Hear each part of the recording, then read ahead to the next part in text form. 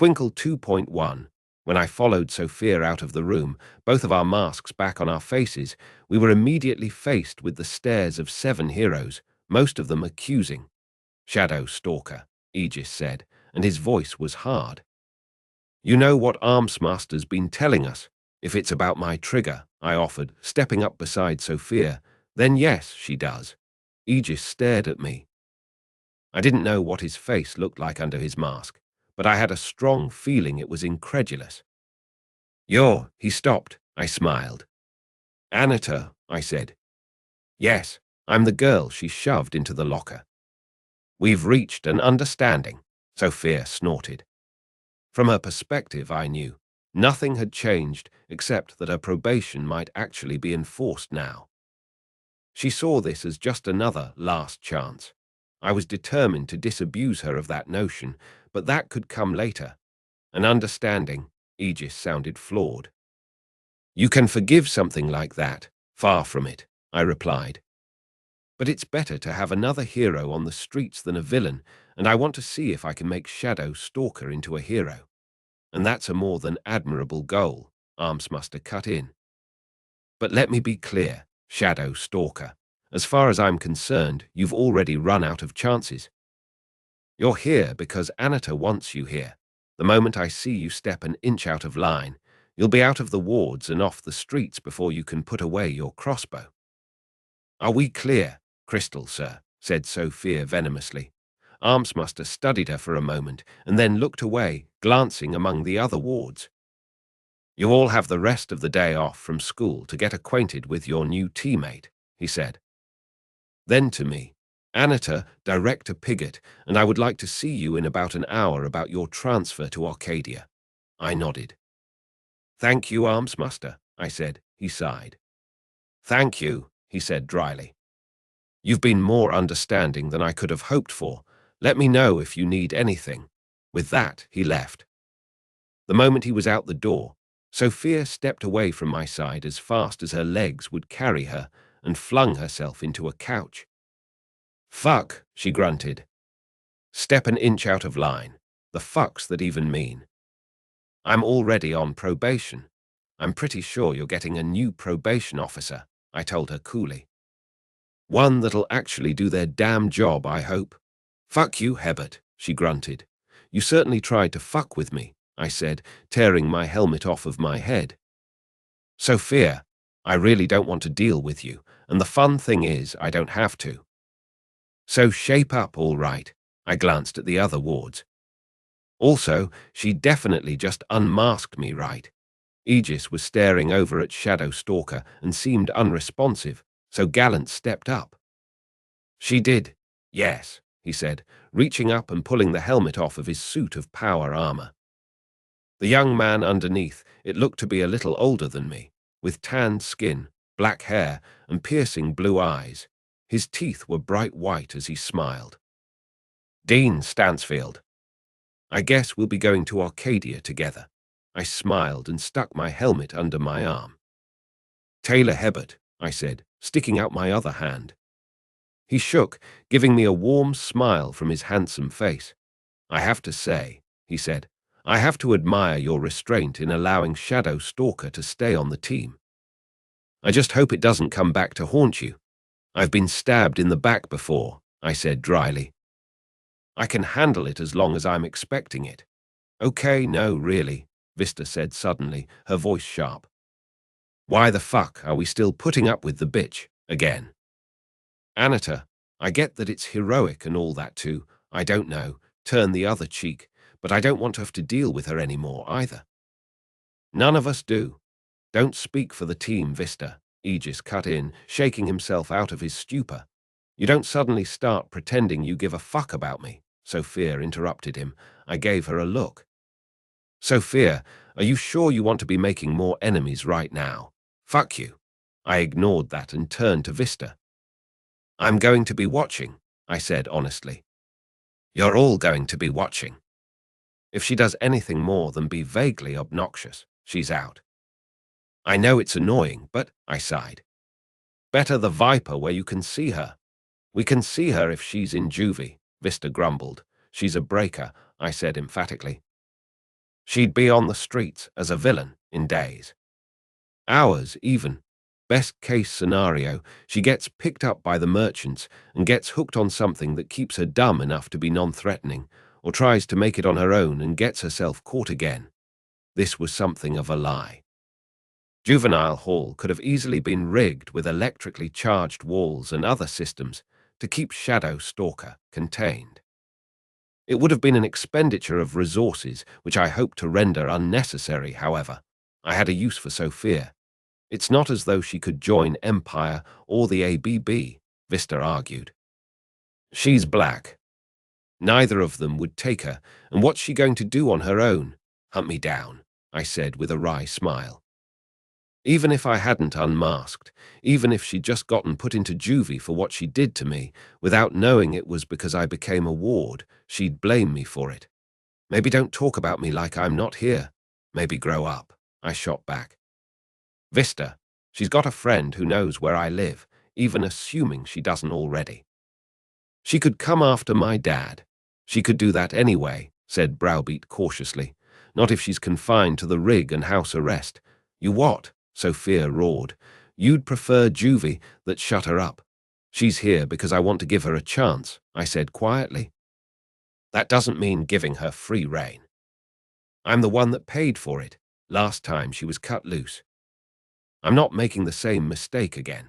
She's not getting any solo patrols, and the only 3 places she'll be besides patrol are here, her house and Winslow. And she's going to be watched at Winslow, Vista sighed. We still have to deal with her. Yes, Aegis said firmly. We do. So try not to make it harder than it has to be, Missy. Vista sighed. Fine, fine. She reached up and pulled off her visor and helmet. Hi, the young blonde girl said, a wry smile on her face. Missy Byrne. Sorry if I'm a little bitter that you had the chance to get rid of Shadow Stalker and didn't take it. I understand, I said honestly. I really, really understand, she grunted. I'm pretty sure you do, she said.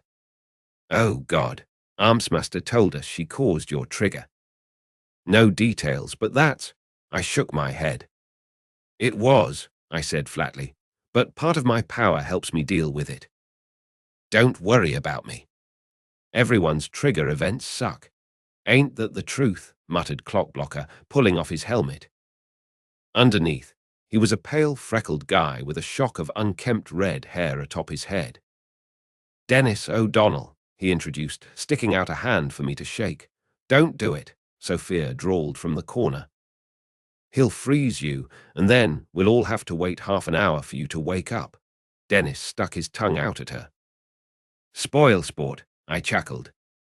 Maybe we wait on the pranks until introductions are done, I suggested. Fie-ein, he whined, winking at me. But I'll get you, my pretty. And your little dog, too. I laughed at that. I'll pass the warning on to Toto. Okay, wait, Kidwin said, coming forward and pulling off his visor. Under it was a pale kid, maybe half a year younger than me, with wavy, unkempt brown hair. You're a tinker, right? He asked. Armsmaster said you were a tinker. I nodded. I specialize in powered items. Powered. Like power armor. No, I chuckled. Powered like Dauntless. Oh, he blinked at me.